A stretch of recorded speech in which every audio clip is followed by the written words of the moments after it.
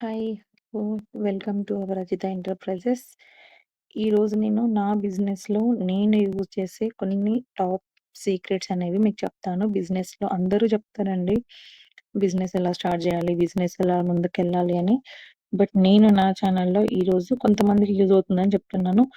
Business start చేసిన తర్వాత ఇద్దరు లేక ముగ్గురు కస్టమర్స్ రాగానే రిపీటెడ్‌గా రావటం లేదని మనం ఫీల్ అవుతుంటాం. సో, సేల్స్ వచ్చినా ప్రాఫిట్ ఎగ్జాక్ట్‌గా ఏంటో తెలియకుండా కన్‌ఫ్యూజ్ అవుతా. సో, ఈరోజు నేను మీతో షేర్ చేయబోయే పాయింట్స్ మీ బిజినెస్‌ని టోటల్‌గా కాకపోయినా కొంచెమైనా ముందుకు తీసుకెళ్తాయని అనుకుంటున్నా. అందులో టాప్ సీక్రెట్స్ వచ్చేసి ఫస్ట్ మనం కస్టమర్‌కి ఇచ్చేది ఫాస్ట్ రెస్పాన్స్. మనం ఇమ్మీడియేట్‌గా రెస్పాన్స్ అవ్వాలండి. Polite communication. మంచి కమ్యూనికేషన్ అనేది బిల్డ్ చేయాలి. Quality and clean lines.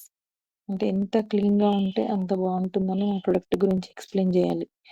Customer నేమ్‌ని మనం రిపీటెడ్‌గా గుర్తుంచుకోవాలి.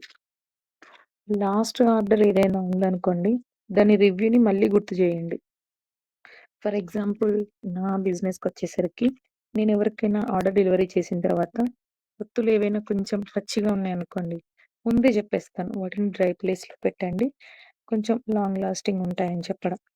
సో, మనం స్మాల్ డిస్కౌంట్‌లో బల్క్ ఆర్డర్ ఇచ్చినప్పుడు మనం స్మాల్ డిస్కౌంట్ గూడా ఇవ్వచ్చు. నెక్స్ట్ వచ్చేసి కాలిక్యులేషన్స్ అండి. కస్టమర్స్ ఉంటారు, కొంటారు రెగ్యులర్‌గా జరిగేది. బట్ లాభం కనపడదు. అది ఎలా అంటే చిన్న చిన్న లోపాలను మర్చిపోతాం. ఫర్ ఎగ్జాంపుల్ నా బిజినెస్‌కొచ్చేసరికి ప్యాకింగ్ కవర్స్, ప్యాకేజెస్, లేబుల్స్ ఇవన్నీ గూడా చిన్నయి అనుకుంటాం. బట్ ఇవే మనకు పెద్ద డ్యామేజ్ క్రియేట్ జేస్తాయి. ఇవన్నీ గూడా చిన్న అమౌంటే అనుకుంటాం గానీ, వీటిని మనం పదే పదే గుర్తుపెట్టుకొని, రిపీటెడ్‌గా గుర్తుపెట్టుకొని వీటిని క్లియర్ చేసుకుంటే ఈజీగా బిల్డ్ చేసుకోవచ్చు. Thank you.